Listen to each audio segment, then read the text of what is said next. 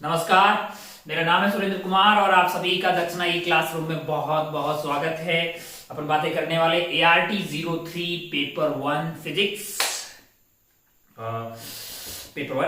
ART 03 pattern JEE mains. Questions कितने थे? 25 रहेंगे, 20+5। आइए देखते हैं। पहला सवाल आपको वेव ऑप्टिक्स से आता हुआ दिखाई देगा। एक मिनट पेपर देख लेते हैं।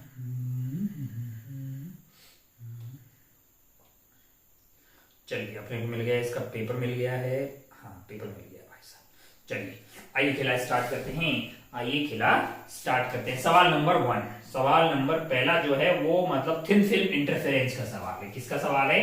Thin film interference. सवाल नंबर पहला, यहाँ पे एक फिल्म है जिसकी थिकनेस हमें निकालनी होगी और रिफ्लेक्टेड जो लाइट जा रही है उसका क्या हो जाए? आपके पास कंस्ट्रक्टिव इंटरफेरेंस हो जाए। क्या हो जाए? Constructive interference. तो एक लाइट जो यहां से टपका के ऐसे जाएगी और दूसरी लाइट जो यहां से ऐसे आके ये से आएगी। इसको मैं 1 बोल दूं, इसको 2 बोल दूं, तो इनका जब इंटरफेरेंस होगा वो कंस्ट्रक्टिव होना चाहिए। तो ये यहां से यहां गई, इसको λ/2 ऑलरेडी मिल गया होगा, यानी पाई का फेज डिफरेंस यहाँ पे टप्पा खा के गई होगी, है कि नहीं यार? है ना? तो ये डेंसर मीडियम से टप्पा गया जिसको ऑलरेडी λ/2 मिल गया होगा। और फिर ये तो एक्स्ट्रा चल गया, ये क्या करके आई है? एक्स्ट्रा चल के आई है। तो इसमें कितना, ये आपका थिकनेस मान लीजिए t है, तो इसमें t चलना मतलब एयर में μt चलना, तो टोटल कितना हो जाएगा? 2 μt का पाथ डिफरेंस आ जाएगा यहां से और λ/2 का यहां से। तो अगर आपको याद हो कंस्ट्रक्टिव और डिस्ट्रक्टिव की जो कंडीशन आने वाली है, अगर आपको कंस्ट्रक्टिव चाहिए तो 2 μt, total delta x 2 μt, ये ज्यादा चली और ये λ/2 यहां ज्यादा हो गया टप्पा खाने के कारण, क्योंकि आपका रिफ्लेक्शन टेंशन मीडियम से हो रहा है ना? Minus λ/2 is equal to n lambda for constructive interference, है ना? तो 2 μt माइनस λ/2, तो 2 μt की वैल्यू क्या हो जाएगी? अगर आपको क्या करना है, कंस्ट्रक्टिव इंटरफेरेंस करना है, तो ये λ/2 मिनिमम इसकी वैल्यू होनी चाहिए λ/2, फिर 3 λ/2, फिर क्या हो जाएगा? 5 λ/2। ये मैं 2 μt की बात कर रहा हूं। किसकी? 2 μt। और डेल्टा x क्या है? 2 μt माइनस λ/2 है। अरे यहाँ की नहीं यार, 2 μt ये एक्स्ट्रा चल गया और ये λ/2 यहाँ टप्पा खाने के कारण एक्स्ट्रा चल गया। यहाँ पे जो रिफ्लेक्शन हो रहा है वो रेयर मीडियम से हो रहा है। अच्छा, अब तो हो गया भाई साहब। जो t यहाँ पे क्या है? t ये थिकनेस है, t ये क्या है? थिकनेस है। तो t की वैल्यू आपके पास आ जाएगी यहां से मतलब t ये जो भी है आपका thickness, that is equal to λ/4 μ। λ/4 μ इसका जो भी मान लो μ1 है, तो लेमडा की वैल्यू आपको दी हुई है 9.6 इंटू 10⁻⁷/4 इंटू म्यू की वैल्यू आपको 1.2 दी है। इसको सॉल्व करने पे वैल्यू आ रही है 2⁻⁷ मीटर। 2 इंटू 10⁻⁷ आपको ऑप्शन 2 में दिखाई देता। आप इसको टिक करके आगे बढ़ सकते थे। मैंने कहा बहुत बढ़िया भाई साहब, बहुत ही शानदार। ओहो, तो ये था पहला सवाल जो हो गया है। पर आगे बढ़ते हैं सवाल नंबर 2 की तरफ। सवाल नंबर 2 की तरफ इसको पहले क्लीन कर लेते हैं।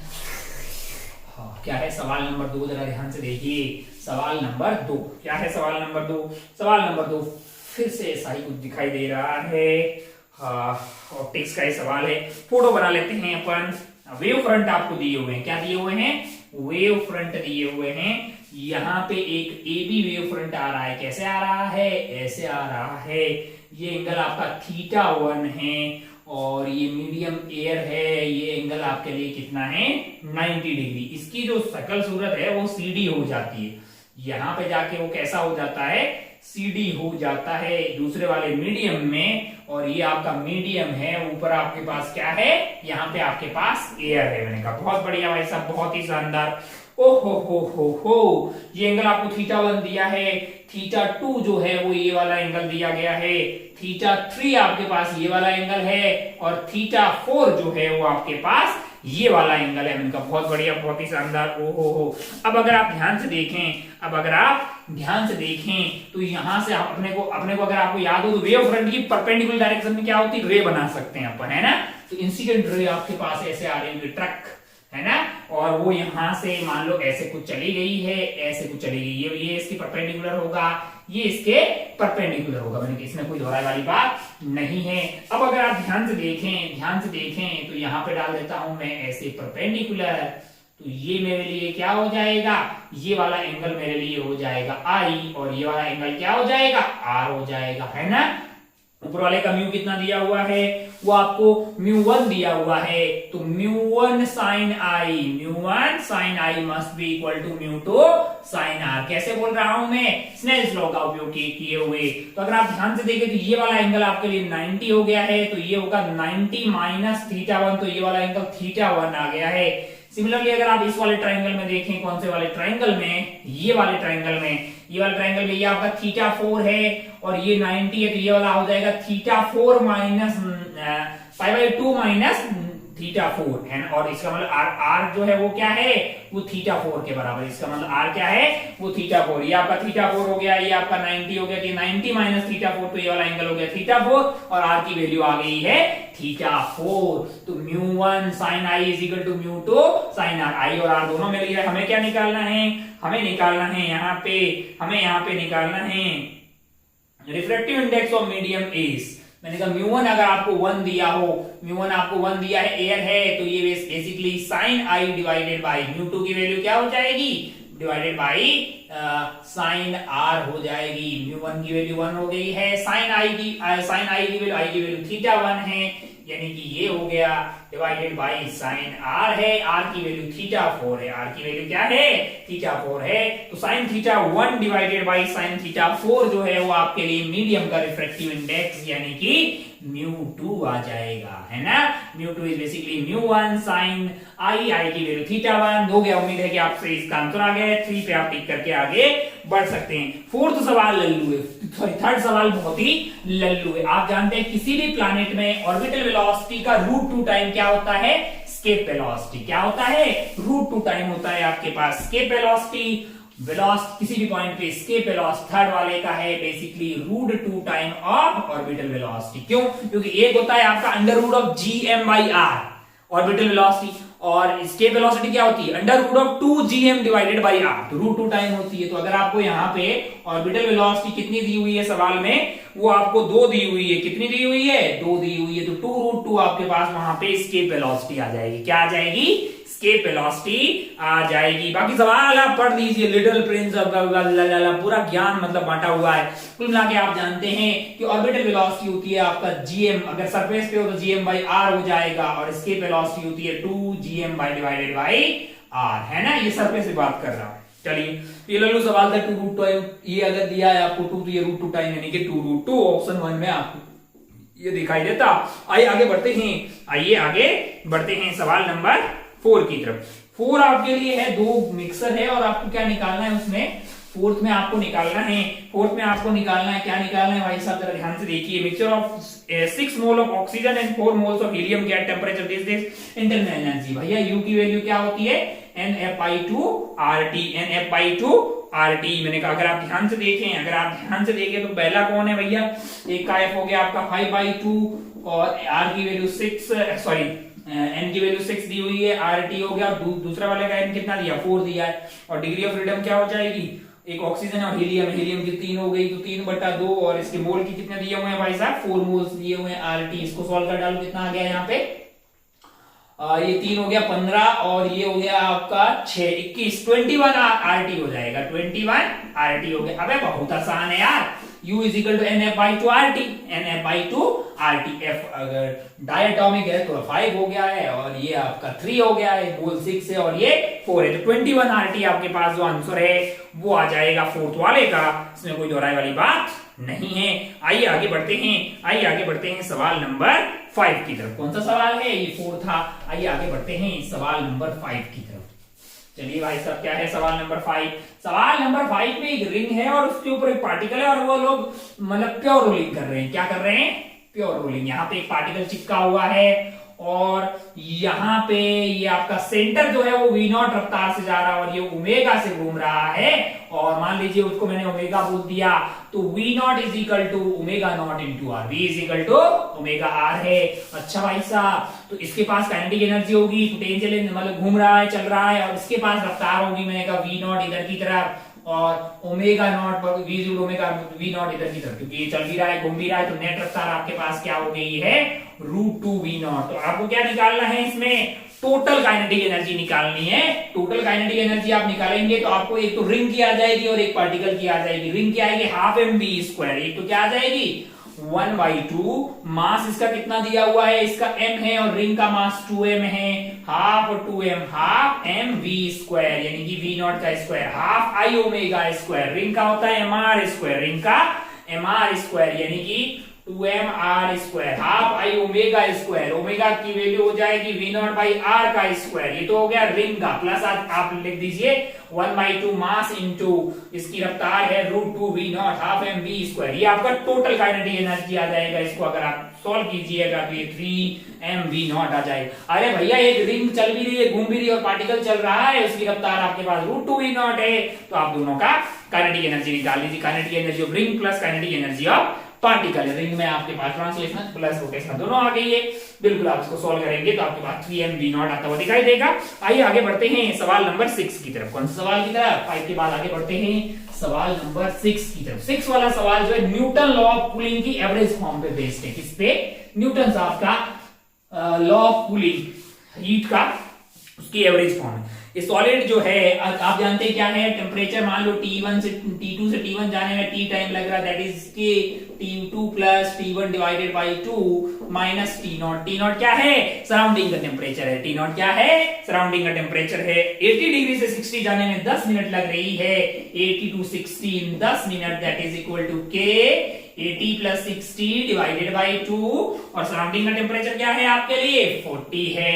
बहुत बढ़िया। और 60 टू 50 जाने में कितना टाइम लग रहा है ये आपसे पूछा है। 60 माइनस 50 टाइम t मान लीजिए, दैट इज के 60 plus 50 divided by 2 minus 40। Solve करेंगे, कैसे करेंगे? इसको इससे काट दीजिए, रेशियो ले लीजिए। सॉल्व करके आपको t की वैल्यू यहाँ पे आती हुई दिखाई देगी। t की वैल्यू आपके लिए क्या आ रही है यहाँ पे?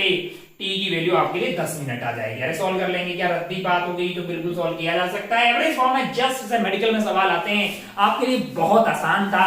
अगर आपको ये एवरेज फॉर्म पता होती है कि टेम्परेचर T1 से T2 जाने में T टाइम लग रहा है, दैट समथिंग के T1 plus T2 divided by 2 minus T0 है, तो आप बड़ी आसानी से इसको सॉल्व कर लेते। आइए भाई साहब आगे बढ़ते हैं। 6 के बाद आगे बढ़ते हैं 7 वाले सवाल पे। कौन से वाले सवाल पे?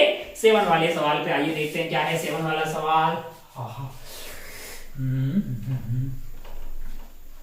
हो 7, क्वेश्चन नंबर 7। अच्छे से साफ हो जाओ लाला।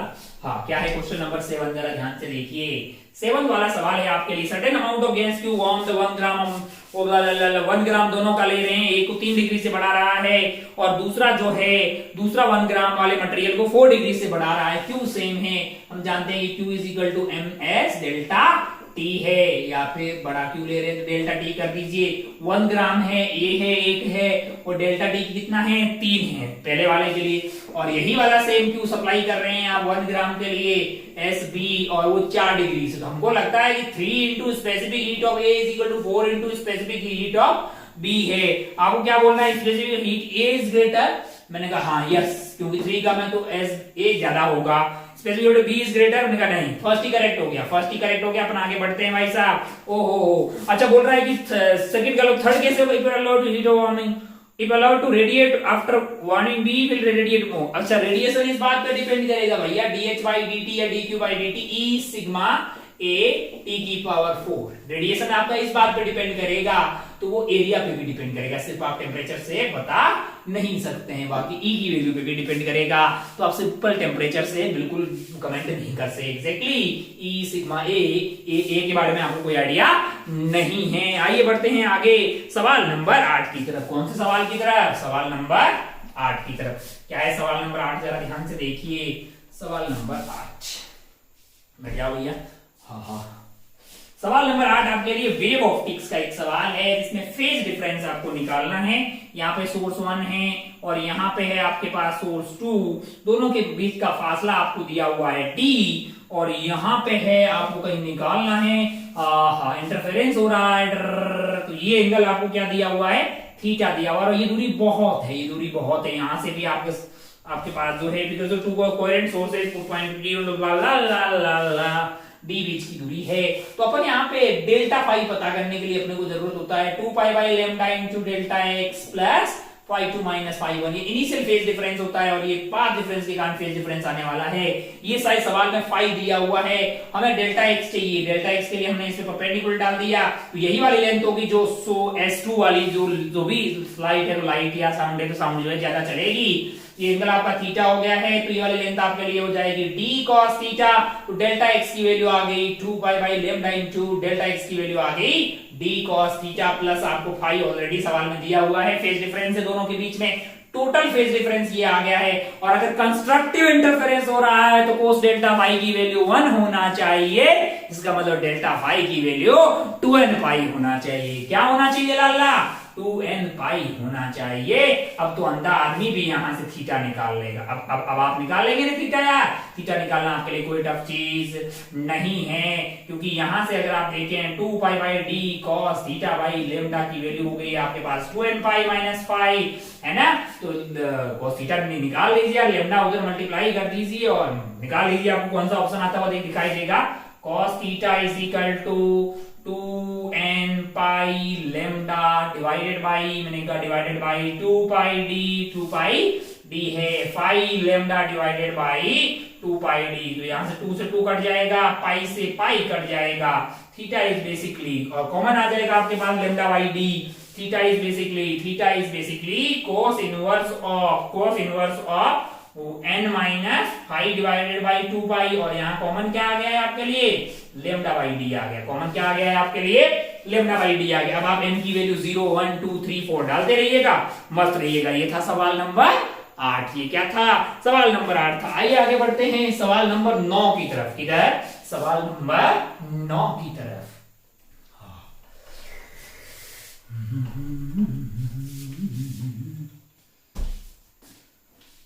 सवाल नंबर 9 क्या है, जरा ध्यान से देखिए। सवाल नंबर 9 एसी का सवाल है, बड़ी आसानी से आप सॉल्व कर लेंगे। आपको बोला है कि आर और सी लगे हुए हैं, तो हमको ही पता है कि भैया आई निकालने के लिए आपको क्या करना पड़ेगा? वी बाई जेड करना पड़ेगा, जो कि होगा आर और एक्सी का स्क्वायर, और एक्सी जानते हैं 1 अपॉन ओमेगा सी होता है, यानी I is equal to V upon under root of R square plus XC is basically 1 upon omega C, 1 upon omega C का स्क्वायर है। मैंने कहा बहुत बढ़िया भाई साहब, बहुत ही शानदार। ओ हो।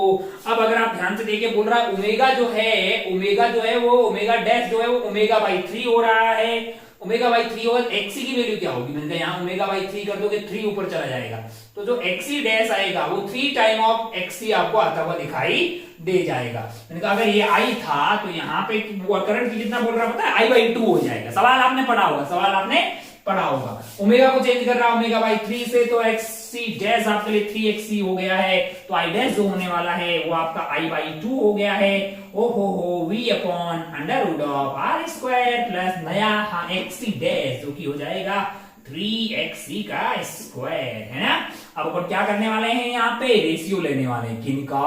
इसका और इसका। आई से आई कट जाएगा, वी से वी कट जाएगा, और ये आई बाई 2 का जो फैक्टर है वो 2 ऊपर चला जाएगा, 2 ऊपर चला जाएगा, और क्या होगा? मैंने कहा ऊपर की तरफ आ जाएगा आपके पास आर स्क्वायर प्लस 9xc का स्क्वायर डिवाइडेड बाई क्या आने वाला है आपके लिए? वह आर स्क्वायर प्लस एक्सी का स्क्वायर। स्क्वायर कर दीजिए दोनों साइड में, तो ये आ जाएगा ट्वाइस ऑफ आर, नहीं 4r स्क्वायर प्लस 4xc का square is equal to R square plus 9xc का स्क्वायर। 4r स्क्वायर और ये हो गया आपका 3r square is equal to क्या आ रहा है? 3r square is equal to 5xc का स्क्वायर। 5xc का स्क्वायर है। आपको क्या निकालना है भैया? Calculate the ratio of reactance to resistance at the original frequency, यानी कि XC डिवाइडेड बाई R निकालना है, XC डिवाइडेड बाई R निकालना है। तो ये आपके लिए हो जाएगा under root of 3/5, under root of 3/5। बहुत बढ़िया भाई साहब, बहुत शानदार। हो ये आपको ऑप्शन 1 में दिखाई देगा, इसको फिल करके आप आगे बढ़ सकते थे। बहुत ही शानदार। आइए आगे बढ़ते हैं सवाल नंबर 10 की तरफ।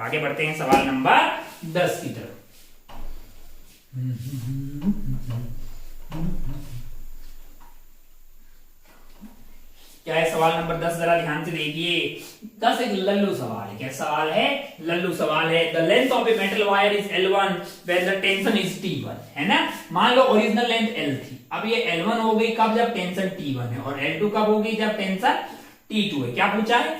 L पूछा है ना वाला, है ना? है ना लाला, force upon area delta L बटा एल इज इक्वल टू क्या होता है, यंग्स मॉडुलस होता है ना।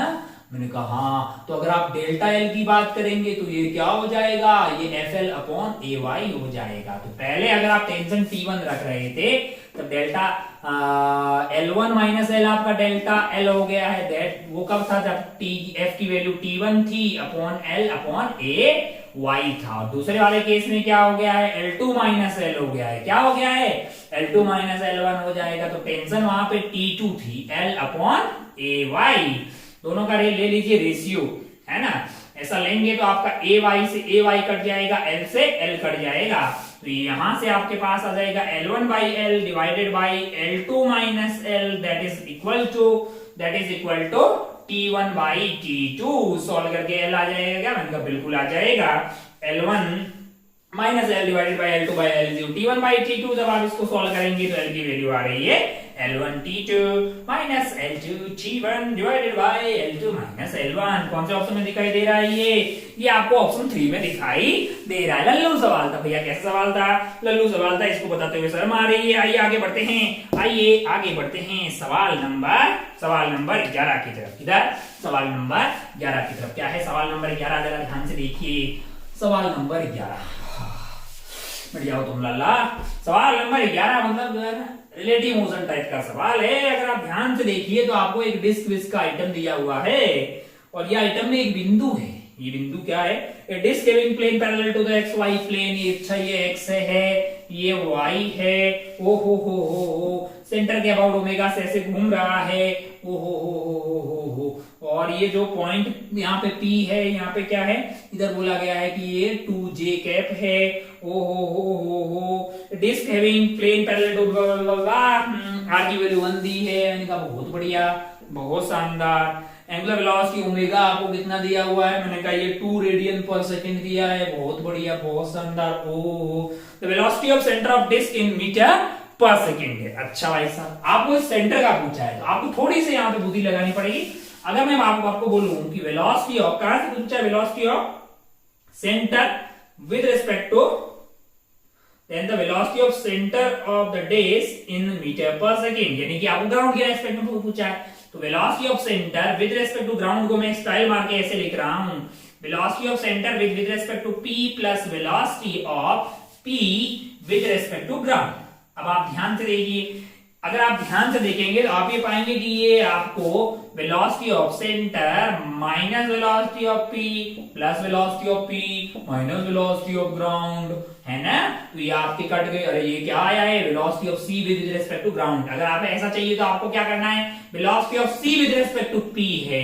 अच्छा, P पे अगर आप यहाँ C पे बैठ जाएंगे तो ये आपके लिए रोटेशन कर रहा है, इधर की तरफ रफ्तार आएगी ओमेगा R। ओमेगा की वैल्यू 2 है और 1 है, तो ये 2i कैप की तरफ आने वाला है। अगर आप P पे बैठ जाएंगे तो C आपको उल्टा 2 माइनस 2i कैप की तरफ जाता हुआ दिखाई देगा। अरे भैया C पे बैठ जाएंगे तो P की रफ्तार 2i कैप आ रही है, P पे बैठ जाएंगे C की माइनस 2i कैप है। तो ये तो मिल गया भाई साहब, कौन सा वाला, ये पहला टर्म आपको मिल गया माइनस 2i कैप। दूसरा आपके पास क्या है, velocity of P with respect to G, velocity of P with respect to G। ये सवाल में दिया हुआ है क्या, हाँ कितना दिया हुआ है, 2j कैप। ये आंसर हो गया भाई साहब, minus 2i cap plus 2j cap, minus 2i cap plus 2j cap आपको थर्ड ऑप्शन में दिखाई देगा। टिक करके आप आगे बढ़ सकते थे। आप इसको देखिए, velocity of C with respect to ground is velocity of C with respect to P plus velocity of P with respect to ground. ये आपको 2j कैप में दिया हुआ है, और ये आप यहाँ पे बैठ के देख लीजिए, ड्र ये ऐसे जा रहा है, यहाँ बैठोगे ड्र पीछे आ जाएगा। अरे भाई घूम रहा है ना सेंटर के रिस्पेक्ट में, तो ओमेगा से, तो इस पॉइंट की आ जाएगी ओमेगा, इसे बैठोगे ओमेगा पीछे, इधर x है 2i। आगे बढ़ लेते हैं, सवाल नंबर 11 के बाद सवाल नंबर जो 12 है, ये एक लल्लू सवाल है। ये कैसा सवाल है, बिल्कुल लल्लू सवाल है। जरा ध्यान से देखिए क्या है सवाल नंबर 12, मोमेंट ऑफ इनर्शिया का सवाल है। मतलब अलग अलग टाइप के टी बना रखे हैं, अंधा आदमी भी इसमें इसको सॉल्व कर सकता है, इतना लल्लू है। जरा ध्यान से देखिए क्या है। पहले वाले केस में आपके पास ऐसे रखी हुई है, हर एक का मास m मान लेते हैं, लेंथ l मान लेते हैं, मास m लेंथ l। पहले वाले केस में आपके पास ऐसे है, दूसरे वाले केस में आपके पास ऐसे, और एक्सिस आपकी ऐसे है टक टक टक, और तीसरे वाले केस में ये है ऐसा, और एक्सिस है आपके पास टक टक टक टक टक टक टक टक टक ऐसी, और चौथे वाले केस में आपके पास जो t है वो है ऐसा, और यहां पे आपके पास है ये ऐसा। ठीक है भाई साहब। अब अगर आप ध्यान से देखें तो ये एक्सिस के अबाउट अगर आपको आई निकालना है तो इस वाली रॉड का तो सीधा ml² हो जाएगा। हर पार्टिकल जो है वो कितना दूरी पे, l पे, तो इसको मैं I1 बोल देता हूं, प्लस इसका क्या लग जाएगा भाई साहब, ml²/3। सेकेंड वाले केस में मैंने कहा I2 की बात करें, इसका 0 हो जाएगा, इसका ml²/3 आएगा। इसमें एक्सिस कहां से जा रही, सॉरी ऐसे जा रही है, तो इसका 0 हो गया। और यहाँ पे I3 की बात करें तो ये ml²/12 आ जाएगा, क्या बोलते हो। और यहाँ पे अगर अपन बात करें, यहाँ पे अगर I4 की बात करें, इसका तो आपका ml²/3 आ गया है, प्लस आपके पास md² लगाएंगे तो ये l/2 है, यानी l/2 का स्क्वायर है ना लाला। बहुत बढ़िया, बहुत शानदार। हो तो ml² जो है, हमको तो लगता है कि भैया सबसे ज्यादा I1 आएगा और सबसे कम जो है वो I3 आता हुआ दिखाई दे रहा है। सॉरी, ये I2 ml²/3 और I3 ml²/12 है, तो I1 सबसे ज्यादा, I3 सबसे कम। हाँ, तो ये आपको ऑप्शन 1 में दिखाई देगा। I1 I4 और I2 और I3, तो ऑप्शन 1 आप टिक करके आगे बढ़ सकते थे। लल्लू सवाल था, आगे बढ़ते हैं, इसमें कोई बहुत ज्यादा दम था नहीं। चलिए तो सवाल नंबर 12, अरे आई कंपेयर करना था बस। सवाल नंबर 12 भी इतना लल्लू है ना। सवाल नंबर 13, सॉरी 12 के बाद में सवाल नंबर 13 आपको जस्ट जो है फॉर्मूला लगाना है जी इफेक्टिव का, how G varies with the earth rotation. सब लोग जानते हैं कि बेसिकली अर्थ की रोटेशन के साथ जो जी इफेक्टिव आता है, g is equal to g minus ω² radius of earth cos square theta. Theta यहाँ पे लैटिट्यूड एंगल है जो कि आपको 30 डिग्री दिया हुआ है ना। तो g माइनस ω², ओमेगा निकालना है, इंटू r कोस 30 डिग्री यानी कि √3/2 का square that is equal to 0। तो यहां से आपका ω² r 3/2 that is equal to g। Omega की वैल्यू आ जाएगी 2g/3r radian per second. 2g/3r radian per second, sorry 4 आएगा, √3/2, 2 का स्क्वायर 4 हो गया, सॉरी अरे √3/2, √3 का स्क्वायर क्या 3 आ गया, 2 का स्क्वायर 4 आ गया ना, तो कहां पे 4 होगा, यहाँ पे 4 होगा। 4g/3r आपको दिखाई देगा ऑप्शन 4 में, सॉरी ये आपको ऑप्शन 4 में दिखाई देगा। आप इसको टिक करके आगे बढ़ सकते थे। चलिए आगे बढ़ते हैं, सवाल नंबर 13 के बाद में आगे बढ़ते हैं। सवाल नंबर ये कौन सा था, 13 था, ये 13 था। आगे बढ़ते हैं सवाल नंबर 14 की तरफ। सवाल नंबर 14 क्या है, जरा ध्यान से देखिए। सवाल नंबर 14 में थोड़ा सा आप लगाइए नॉलेज किसका, केपलर लॉ का, प्लस आपको पता होना चाहिए इलिप्स के बारे में। किसके बारे में, इलिप्स के बारे में। इलिप्स कैसा होता है, माना कि इसकी इक्वेशन, माना ये वाला इलिप्स जो है वो x² + y² = a² है। ये आपका ae, 0 हो जाता है, ये आपका -ae, 0 हो जाता है।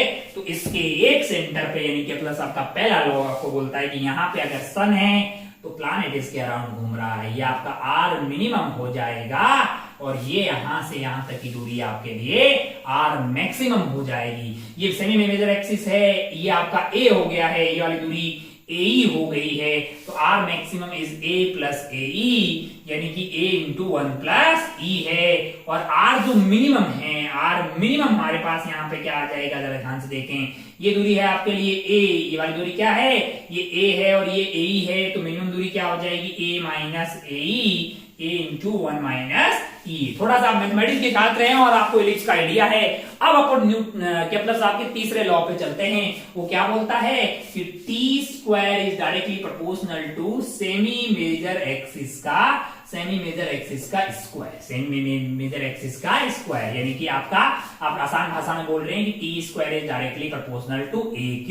मैंने कहा अगर आप ध्यान से देखें, r मिनिमम और r मैक्सिमम को ऐड कीजिए, r minimum plus are maximum को ऐड कीजिए, ऐड करेंगे तो क्या आएगा, मैंने कहा यहाँ ए माइनस ए कट जाएगा, 2a आएगा, मुझे क्या चाहिए, ए चाहिए, तो बटा 2 कर दो, बटा 2 कर दो।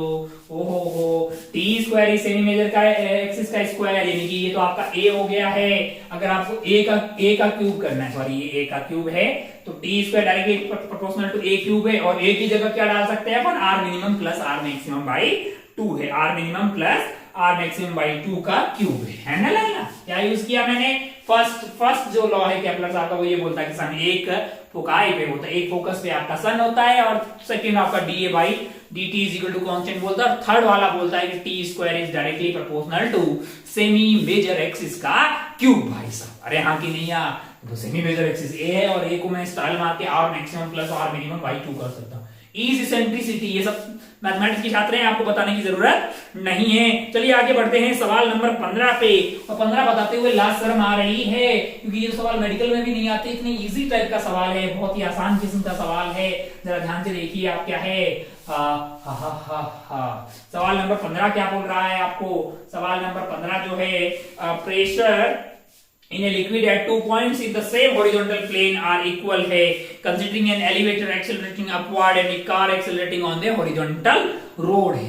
अब आप ध्यान से देखिए, एक कंटेनर है, उसमें क्या भरा हुआ है, उसमें फ्लूइड भरा हुआ है, और उसको क्या कर रहे हैं, एक को तो अगर आप रोड पे ऐसे चलाइएगा, एक्सेलरेट करेंगे तो इस तरह का हो जाएगा, और अगर आप लिफ्ट में रख के ऊपर की तरफ लेके जाएंगे तब तो ये हॉरिजॉन्टल लेवल पे ऐसे रहेगा, बस जी की जगह आपका जी प्लस ए हो जाएगा। यहां पे सेम लेवल पे सेम प्रेशर होगा, लेकिन यहां पे सेम लेवल पे सेम प्रेशर नहीं होगा, सेम लेवल पे सेम प्रेशर होने वाला नहीं है। अगर यहाँ पी नॉट है तो यहाँ पे पी नॉट थोड़ी होगा यार, यहाँ पे ज्यादा फोर्स लगेगा ना इनके कारण, मैंने कहा बिल्कुल यहाँ पे ज्यादा फोर्स लगेगा, तो जो एक्सेलरेटिंग कंटेनर के अंदर नहीं होता है लेकिन लिफ्ट के अंदर पक्का होगा, तो आपको जो एलिवेटर ओनली है यही वाला ऑप्शन आपका सही होगा, है ना। ये आपको पता है रुके, इस केस में आपने बहुत डेप्थ में पढ़ा होगा, इसमें कितना आएगा, यहाँ पे कितना आएगा आप बता सकते हैं ना, ये हाइट पता कर लो इधर से ऐसे परपेंडिकुलर वाली, या फिर आप 2-3 तरीके से आप इसको निकाल सकते हैं, तो कोई दोहराई वाली बात नहीं है। फ्लूइड के आप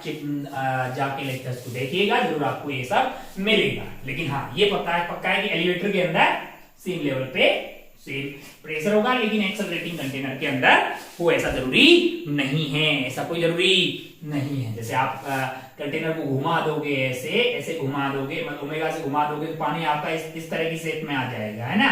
ये तो जरूरी थोड़ी यहाँ का प्रेशर और यहाँ का प्रेशर सेम हो, बिल्कुल सेम नहीं होता है, साइड वालों में साइड में आपका प्रेशर ज्यादा होगा। चलिए आइए आगे बढ़ते हैं अपन सवाल नंबर 15 के बाद में आगे बढ़ते हैं सवाल नंबर 16 की तरफ। कौन सा सवाल की तरफ, 16 की तरफ। अब जरा ध्यान से देखिए क्या है सवाल नंबर 16, द वेलोसिटी, सवाल नंबर 16 बहुत ही लल्लू है, जरा ध्यान से देखिए क्या है। यहाँ पे कंटेनर रखा हुआ है, और यहाँ पे आपके पास जो 2h वाली हाइट है उसमें भरा हुआ मटेरियल रो डेंसिटी का, और h वाली हाइट में आपके लिए भरा हुआ मटेरियल 2 रो डेंसिटी का। मैंने एक पॉइंट यहाँ पे लिया है और एक पॉइंट मैंने यहाँ पे ले लिया है। पॉइंट 1 एंड पॉइंट 2 के बीच में लगा देते हैं अपन, पॉइंट 1 एंड पॉइंट 2 के बीच में क्या लगा देते हैं अपन, बर्नौली थ्योरम। तो ये वाले पॉइंट पे रफ्तार मान लो v मान लो, ये वाले रफ्तार पे 0 होगी क्योंकि ये बहुत छोटा है। यहाँ का प्रेशर हो जाएगा P नॉट, और यहाँ का प्रेशर हो जाएगा P नॉट प्लस रो G2H प्लस रो GH, है ना, सॉरी हाँ रो GH है, रो 2 रो है ना, 2 रो GH है। टोटल प्रेशर यहाँ से आ गया, P नॉट ऐड कर दिया, टोटल प्रेशर हो गया P plus rho GH plus half rho V square is equal to constant. तो इन दोनों पॉइंट पे लगाएंगे, हाइट तो सही में दोनों की, प्रेशर बोलिए, मैंने कहा P naught plus rho GH 2 rho GH कितना हो गया है 4 रो GH, हाइट सेम है, plus half rho V square, यहाँ पे इस पॉइंट की रफ्तार 0 है, इज इक्वल टू क्या होगा, मैंने कहा प्रेशर यहाँ का P नॉट हो गया, और लेवल तो सेम ही है, H तो काट दिया, प्लस आपके पास हाफ रो, जो मटेरियल बाहर आ रहा है उसका डेंसिटी क्या है भैया 2 रो, हाफ 2 रो V स्क्वायर। अरे भैया ये पॉइंट 1 और पॉइंट 2 के बीच में हमने क्या लगा दिया है, बर्नौली लगा दी है। पॉइंट 2 ये कंटेनर बहुत बड़ा है, पॉइंट की रफ्तार ऑलमोस्ट 0 होगी, और यहाँ पे पानी बाहर जा रहा है V से।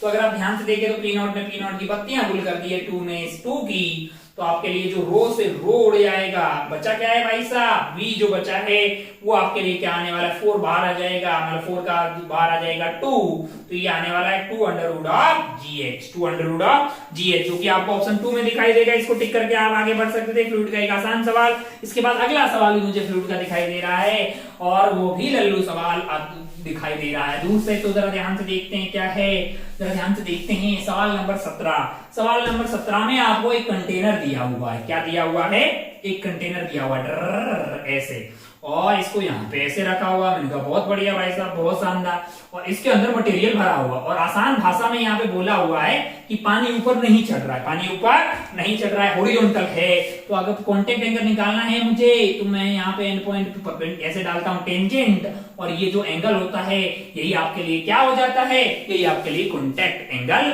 हो जाता है। तो अल्टीमेट टारगेट अब आपका ये थीटा निकालने का है। टक टक टक टक टक टक टक टक टक, ये रेडियस r हो जाएगा और हाइट आपको कौन सी दी हुई है, हाइट आपको ये दी हुई है h, ये वाला h होगा तो ये वाली दूरी क्या होगी, ये होगी r माइनस h। ये एंगल थीटा होगा, ये 90 माइनस थीटा होगा, ये वाला एंगल थीटा आ जाएगा। तो इस वाले ट्रायंगल में ये सेंटर, इसमें आप अगर ध्यान से देखेंगे, अगर आप इसमें ध्यान से देखेंगे तो cos थीटा की वैल्यू क्या हो जाएगी, cos थीटा की वैल्यू होगी r minus h divided by r है, r minus H divided by r है। तो 1 माइनस एच बाई r है। h की वैल्यू कितनी दी है आपको, 0.73/4 हो गया और r की वैल्यू 1 है, तो ये 1/4 हो गया है, यानी ये 0.25 आ गया cos थीटा की value. Then the contact angle theta is, मैंने कहा ये बन जाएगा आपका cos इनवर्स ऑफ 0.25 है। cos इनवर्स ऑफ 0.25 आपको ऑप्शन 2 में दिखाई दे रहा है। आप इसको क्या करेंगे, आप इसको टिक करके आगे बढ़ सकते हैं। बहुत बढ़िया, बहुत ही शानदार। ओहो, ये था सवाल नंबर 16 नहीं 17, सवाल नंबर 17। आइए आगे बढ़ते हैं सवाल नंबर 18 की तरफ। सवाल नंबर 18 की तरफ क्या है, सवाल नंबर 18 जरा ध्यान से देखिए। 17 के बाद सवाल नंबर 18 क्या है, सवाल नंबर 18 जरा ध्यान से देखिए। सवाल नंबर 18 में क्या है ना कि पार्टिकल महोदय इधर भाग रहे हैं। ये 2 kg का ये जो पार्टिकल है वो 5 मीटर पर सेकंड की रफ्तार से इधर जा रहा है, टक टक टक टक टक टक टक टक, और ये दूरी इतनी है।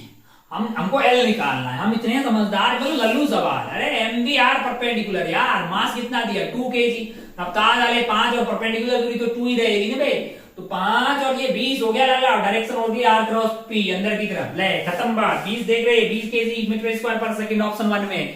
इतना लल्लू सवाल है, बताते हुए शर्म आ रही है। आगे बढ़ रहे हैं भाई साहब सवाल नंबर 19 की तरफ। सवाल नंबर 19 जो है वो रोटेशन का सवाल है। इंपल्स लग रहा है और उसका एक एंगुलर इंपल्स भी आ रहा है। ओहो, अगर ध्यान से देखें तो यहाँ पे रखा हुआ एक सॉलिड स्फीयर। क्या रखा हुआ है, सॉलिड स्फीयर रखा हुआ। मैंने कहा बहुत बढ़िया भाई साहब, बहुत ही शानदार। हो ये जो सॉलिड स्फीयर है इस पे क्या किया जा रहा है, h हाइट पे जाके एक इंपल्स लगाया जा रहा है। h हाइट पे गए अपन, मैंने कहा बिल्कुल गए, और यहाँ पे एक इंपल्स लगा दिया j का, है ना। यहाँ पे इंपल्स लगा दिया j, मान लो इंपल्स मैंने j लगा दिया, तो इसके कारण क्या होगा, मैंने कहा इंपल्स आपका j is equal to change in p final minus p initial, और j इंटू परपेंडिकुलर दूरी अगर आप कर देंगे परपेंडिकुलर दूरी, तो वो आपका आएगा l final minus l initial, यानी एंगुलर इंपल्स हो जाएगा। सेंटर यहाँ पे है, ये दूरी r है, तो ये h माइनस r हो जाएगी, है ना।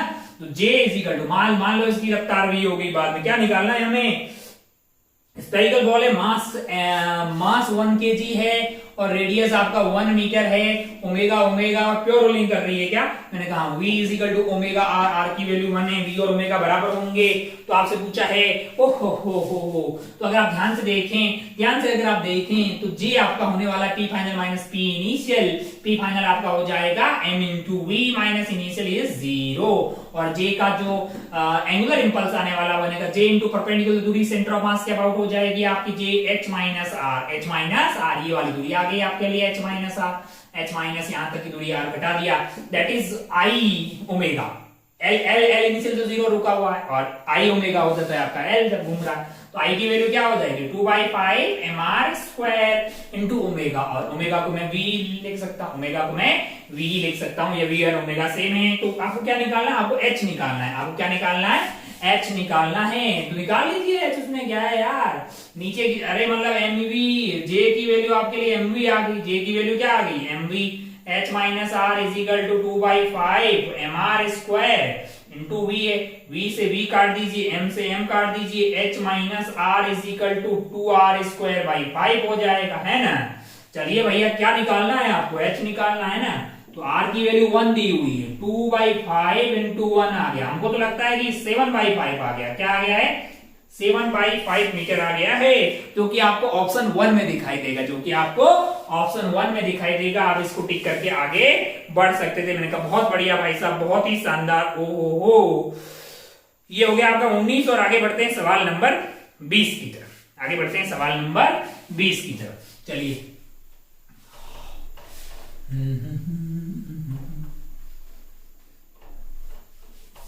क्या है सवाल नंबर 20, जरा ध्यान से देखिए। सवाल नंबर 20, सवाल नंबर 20 क्या है, in the given LCR series circuit the reading of volt meter is 120 volt. Okay, the reading of ammeter is reading of ammeter. Volt meter कहां लगा हुआ है, मैंने कहा भैया ए एल के क्रॉस और सी के क्रॉस लगा हुआ है, यानी वो जो रिजल्टेंट बता रहा है वो V across L and V across C। मान लो V अक्रॉस L आपका ऐसा रहेगा, तो नीचे की तरफ कौन रहेगा, VC रहेगा, है ना। वो बेसिकली VL माइनस VC का मोड बता रहा है। अरे भैया दोनों अपोजिट बेस है, इसमें कोई दोहराई वाली बात नहीं है।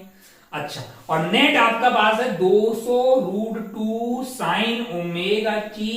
तो आरएमएस वैल्यू क्या होगी इसकी, ई आरएमएस की वैल्यू बटा √2 कर दीजिए, यानी 200 वोल्ट है ना लाला। तो 200 कहां से आएगा, मैंने कहा, और रजिस्टर के अक्रॉस मान लो कि वी आर है, तो ये VL माइनस VC का स्क्वायर प्लस रेजिस्टेंस का स्क्वायर का रूट आपके लिए क्या आना चाहिए, 200 वोल्ट आना चाहिए। मैंने कहा बिल्कुल। अब अगर आप स्क्वायर कर देंगे दोनों साइड, अगर आप दोनों साइड स्क्वायर, अच्छा एक बात बताइए, ये तो आपको दिया हुआ है सवाल में मेजर करके कितना दिया हुआ, 120 दिया हुआ। तो ये 120 का स्क्वायर प्लस VR का स्क्वायर इज इक्वल टू क्या आ जाएगा आपके लिए, 200 का स्क्वायर। तो यहां से VR की वैल्यू क्या आ जाएगी आपके लिए, अंडर रूट ऑफ यहां से VR की वैल्यू आपके लिए आ जाएगी, इसको सॉल्व कर डालिएगा। तो ये आपका पास आ गया है, VR is basically under root of 200 का स्क्वायर माइनस 120 का स्क्वायर। इसको निकाल सकते हैं, इसको आप निकालेंगे तो ये वैल्यू आ रही है आपके लिए 160 वोल्ट की। अगर मान लो VR की वैल्यू आ रही है 160 वोल्ट, तो करंट की कितना बह रहा होगा इसमें, मैंने कहा I is equal to VR divided by R है। VR की वैल्यू 160 है, R की वैल्यू सवाल में आपको दी हुई है 40 ओम। आप इसको काटिएगा तो 4 एम्पियर का आरएमएस वैल्यू आ रही होगी करंट की, जो इसके अंदर बह रहा होगा, किसके अंदर, रजिस्टर के अंदर ड्रर वैसे आ रहा होगा। तो आपसे बोला गया है कि अमीटर की रीडिंग बताइए, अमीटर की रीडिंग बताइए। और अमीटर यहाँ पे कौन सा अमीटर है, ये हॉट वायर अमीटर होगा। सामान्य अमीटर तो एसी मेजर नहीं कर पाएगा, तो हॉट वायर अमीटर जो है आरएमएस वैल्यू मेजर करता है, तो उसका रीडिंग आपको 4 एम्पियर आता हुआ दिखाई देगा। इसमें कोई दोहराई वाली बात नहीं है। आइए आगे बढ़ते हैं, आइए आगे बढ़ते हैं। न्यूमेरिकल रेस्पॉन्स वाले सवाल है हमारे सामने। सवाल नंबर 21, सवाल नंबर 21 क्या है, सवाल नंबर 21 जरा ध्यान से देखिए।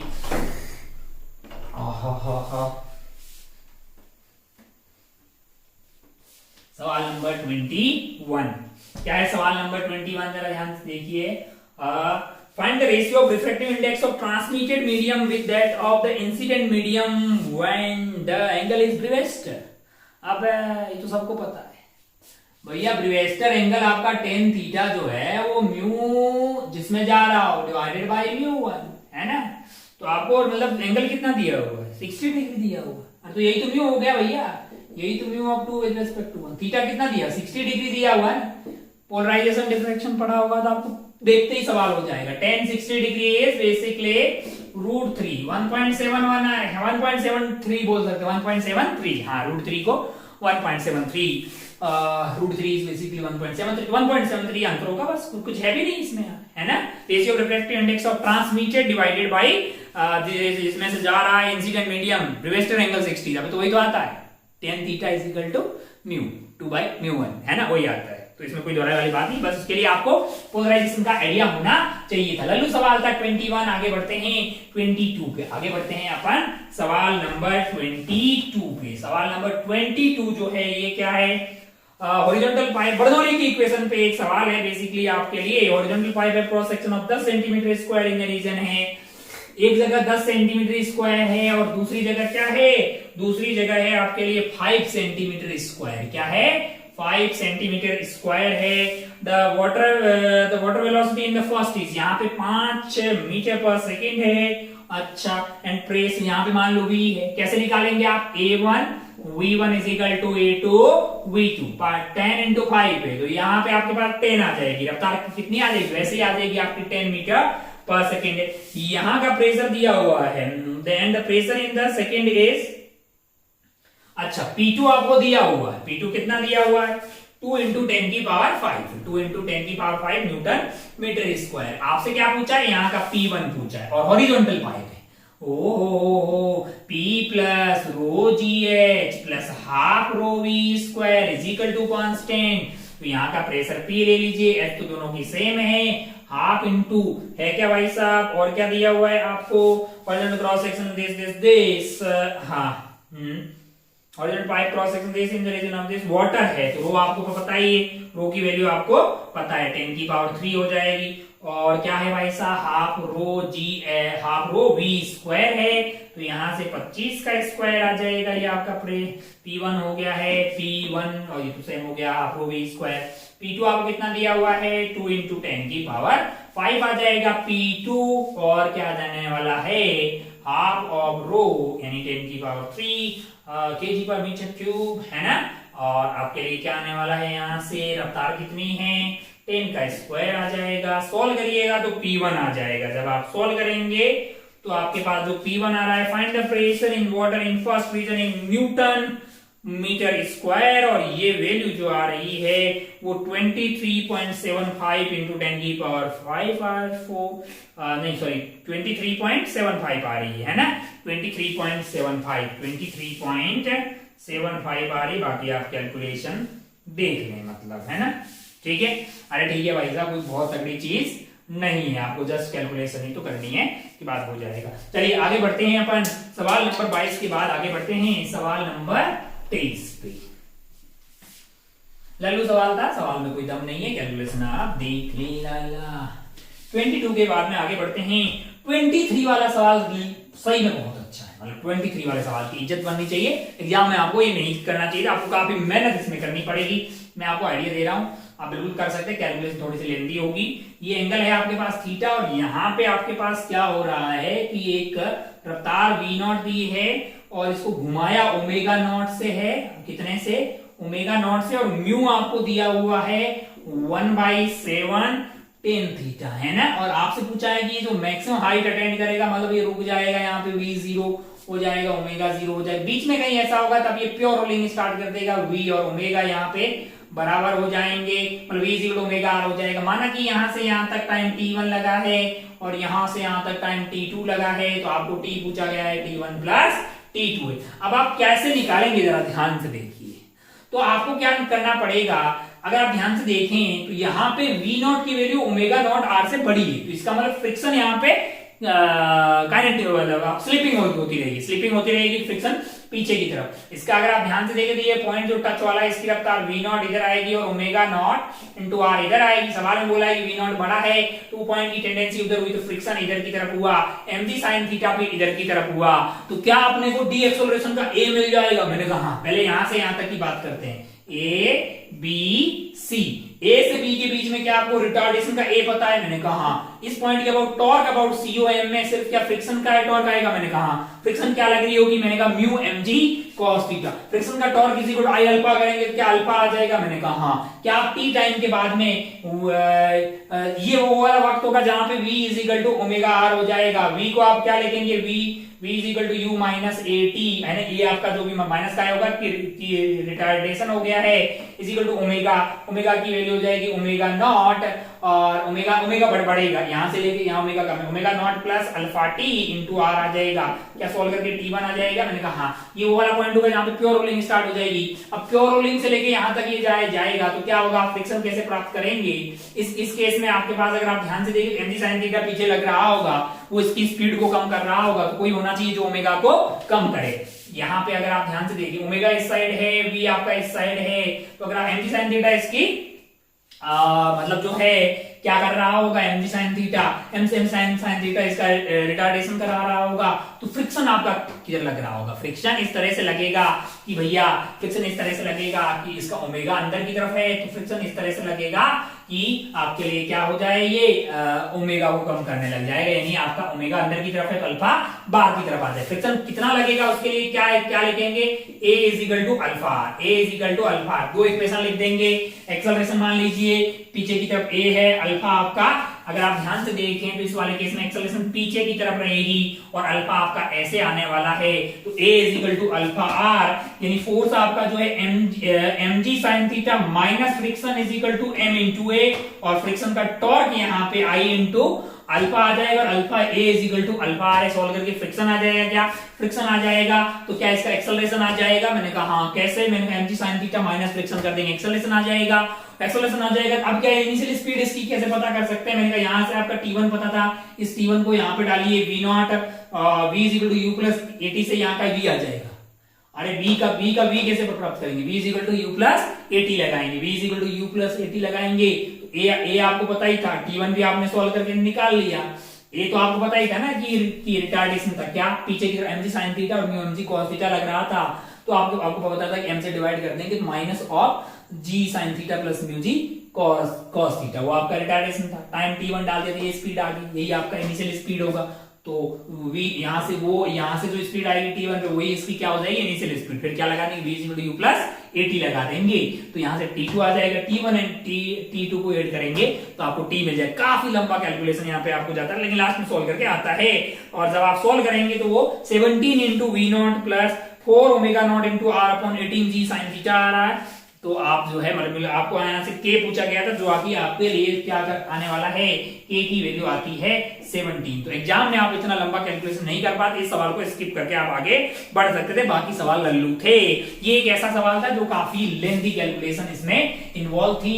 इतना सवाल नंबर 23, सवाल नंबर 24 जो है, सवाल नंबर 24 क्या है जरा ध्यान से देखिए। 23 में आप कैलकुलेशन करे आ रहे हैं ना, अभी मैं यहाँ पे क्या करूंगा, 10 से 15 मिनट लगेगी, बोर्ड भर जाएगा 2-3 बार, तो आपको पूरा आइडिया दे दिया है, समझदार लोग हैं आप, कंसेप्ट आपको समझ में आ जाएगा, बड़ी आसानी से आप कैलकुलेशन करेंगे। बाकी मैं पीडीएफ सॉल्यूशन में वो कैलकुलेशन की भी डाली रहा हूं, उसमें कोई जरा वाली बात नहीं है। आगे बढ़ते हैं अपन सवाल नंबर 24 पे। सवाल नंबर 24 क्या है, एक प्रिज्म है, एक हमारे पास क्या है, एक प्रिज्म है। ये वाला एंगल जो है हमारे प्रिज्म का ये वाला एंगल, आपको एंगल ऑफ प्रिज्म आपको 40 डिग्री दिया हुआ है, और यहां से आ रही है लाइट जो कि टकरा रही है इससे आके टक टक टक टक, और ये एंगल है आपका 53 डिग्री। क्या हो गया है, 53 डिग्री हो गया है। लाइट ऐसे जाएगी, ऐसे कट रही है। तो आपको अगर ये R1 पता करना है, ये आपको पता हो ये R1 है, ये R2 है, R1 प्लस R2 जो है वो A होता है, यानी 40 डिग्री हो जाएगा आपके लिए।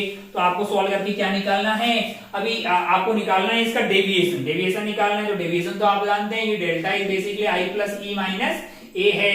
तो यहाँ का म्यू कितना दिया हुआ भैया, 1 है, और साइन 53 डिग्री इज 4/5 है। यहाँ का म्यू कितना है, 4/3 है इसका म्यू। साइन R1 4/3, 4 से 4 कट गया, 3/5, यानी कि R1 की वैल्यू आ गई आपके लिए 37 डिग्री। अगर R1 की वैल्यू आ गई 37 डिग्री, तो R2 की वैल्यू आ गई आपके लिए 37 डिग्री प्लस 3 डिग्री। क्या आ गई है, 3 डिग्री, काफी कम आ गया है आपके लिए। फिर यहां से यहां तक लगाएंगे तो यहाँ का म्यू कितना है, अरे स्नेल्स लॉ लगा रहे हैं। यहाँ का म्यू है आपके भाई 4/3 in sine 3 degree must be equal to 1 into sine E। तो ये बहुत स्मॉल एंगल है, इसको मैंने 3 लिख दिया, 3 ने 3 की बत्तियां गुल कर दी। अगर आप इसको रेडियन में मल्टीप्लाई करेंगे फिर आंसर रेडियन में आएगा, लेकिन 3 इंटू समथिंग आएगा। फिर वो जो भी है आपको वापस डिग्री में कन्वर्ट करना है, तो इसको मैंने 3 को डायरेक्ट लिख दिया। 3 से कट गया भाई साहब, यहाँ से साइन E जो आने वाला है वो स्मॉल एंगल है, ये आपका 3 स्मॉल है, ये भी आपके पास स्मॉल आने वाला है, यानी E की वैल्यू आपके लिए 4 डिग्री आ गई है।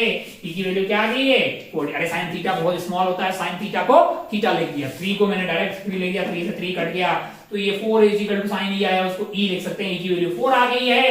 अब आपके लिए डेल्टा निकालना बड़ा आसान होगा। मैंने कहा I plus A minus E।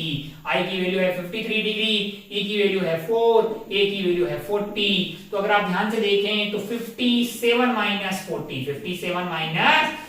है, तो एंगल 37 डिग्री आ रहा है। सॉरी 17 डिग्री, 37 डिग्री कहां से आ रहा है? 57 माइनस 40 इज 17। तो आंसर क्या निकालना था हमें? डिग्री में आपको डेविएशन निकालना था। तो 14 और 24 का आंसर हो जाएगा आपके लिए 17 फिल करें, मतलब जो आप फिल करके आगे बढ़ सकते पढ़ते हैं। लास्ट एंड फाइनल सवाल हमारे पेपर 1 MRT 03 के लास्ट एंड फाइनल सवाल की तरफ। लास्ट एंड फाइनल सवाल है एक आध सवाल में एक सवाल जो है बहुत डिफिकल्ट कैटेगरी का अपने को मिला है। बाकी सवाल ऐसे हैं कि मतलब आप कर सकते हैं। जब मैं बोलता हूं आप कर सकते हैं, इसमें मतलब मास्टर बहुत ऑप्टिमिस्ट है और मास्टर को आप पे बहुत कॉन्फिडेंस है। अगर आपके कॉन्सेप्ट अच्छे हैं, आप बहुत अच्छे से मेहनत कर रहे हैं, तो आप कर सकते हैं, क्योंकि आप क्रीम आउट ऑफ क्रीम है, ऐसा हमें पूरा विश्वास है और आप हैं। बस आपको अपने पे विश्वास रखना है। लास्ट एंड फाइनल सवाल 25 पे चलते हैं। 25 वाले सवाल पे अगर आप ध्यान से देखिएगा तो यहाँ पे रखा है आपने एक लेंस। क्या लगा रखा है? लेंस लगा रखा है। सोर्स आपका जो है, सोर्स आपका यहाँ पे है कुछ सोर्स। हाइट से हमें कोई उतना मतलब नहीं है, क्योंकि आपको सवाल में एक्स कोऑर्डिनेट ही पूछा है, एक्स कोऑर्डिनेट पूछा है। और ये वाली दूरी जो है इसकी, यानी कि ये 60 दी हुई और इसकी फोकल लेंथ आपको दी हुई 30 सेंटीमीटर हम, और यहाँ पे लगा रखा है एक मिरर और इसकी फोकल लेंथ है आपके लिए 10 सेंटीमीटर। और इन दोनों के मध्य का फासला, इन दोनों के मध्य का ये जो फासला है ये है 40 सेंटीमीटर। क्या है? 40 सेंटीमीटर का ये जो फासला है। मैंने कहा बहुत बढ़िया भाई साहब, बहुत ही शानदार। तो u की वैल्यू आपके लिए यहाँ पे आ जाएगी -60 डिग्री, f की वैल्यू है 30 डिग्री। हम जानते हैं कि 1/f is equal to 1/v minus 1/u है। इसको इधर ले जाएंगे तो v की वैल्यू क्या आने वाली है आपके लिए? 1/v is equal to 1/f plus 1/u है। यानी कि आपके पास आता है v की value uf upon u plus f है। अगर आप ध्यान से देखें तो u की वैल्यू -60 है, f की वैल्यू 30 है, ये -30 आ गया भाई साहब। ओहो, तो अगर आप ध्यान से -30 से ये कट गया तो प्लस का 60 इसका वैल्यू आ गई अपने लिए 60 सेंटीमीटर। इसका मतलब क्या है कि इसकी जो इमेज बनने वाली है वो यहाँ से 60 पे बन गई। ये आपके लिए 40 था, ये आपके लिए 40 था, ये आपका 20 है।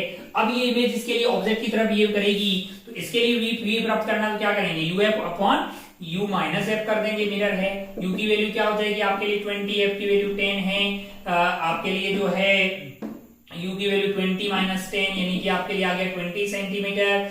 यानी कि ये यहाँ पे इसके कारण भी इमेज आपकी यहाँ बन रही, और ये इसके लिए कैसे बिहेव करेगा? आप ऑब्जेक्ट की तरफ, ये तो ऐसे जाएगी, ऑब्जेक्ट की तरफ बिहेव करेंगे, ऑब्जेक्ट की तरफ बिहेव कर रही है। जो ऑब्जेक्ट की तरफ बिहेव कर रही है तो वो क्योंकि अलॉन्ग नॉर्मल वापस चली जाएगी। तो आपका जो ये ऑब्जेक्ट होगा अब यहाँ पे, इसके लिए क्या होगा कि ये ऑब्जेक्ट की तरफ बिहेव करने लग जाएगा। और जो कि कितना दूर है यहाँ से 60 सेंटीमीटर पे है। यानी कि अगर आप ध्यान से देखें तो यहाँ पे 2r पे रखा हुआ है ऑब्जेक्ट, तो इमेज बनेगी 2r पे। तो ये 60 है, तो ये पीछे की तरफ इमेज जाके बनेगी 60 सेंटीमीटर की दूरी पे, तो लेफ्ट की तरफ बनने वाली है। यानी कि आपका जो कोऑर्डिनेट एक्स वाला आने वाला वो -60 आने वाला है। क्या आने वाला है? -60 आने वाला है। वो उसको -k बोल रहा है, सवाल आपको उसको बोल रहा है -k centimetre, -k centimetre. k की वैल्यू आ गई है सॉल्व करके 60 सेंटीमीटर, यानी k की वैल्यू आ गई आपके लिए सॉल्व करके 60 को आप फिल करते तो आपको मिलते इसमें नंबर। समझ गए ना भैया? कोई बहुत टफ नहीं है। इसकी ये और फाइनली यही वाला आइटम जो है इसके लिए ऑब्जेक्ट की तरफ बिहेव कर रहा है, तो इमेज बन रही इधर की तरफ, है ना?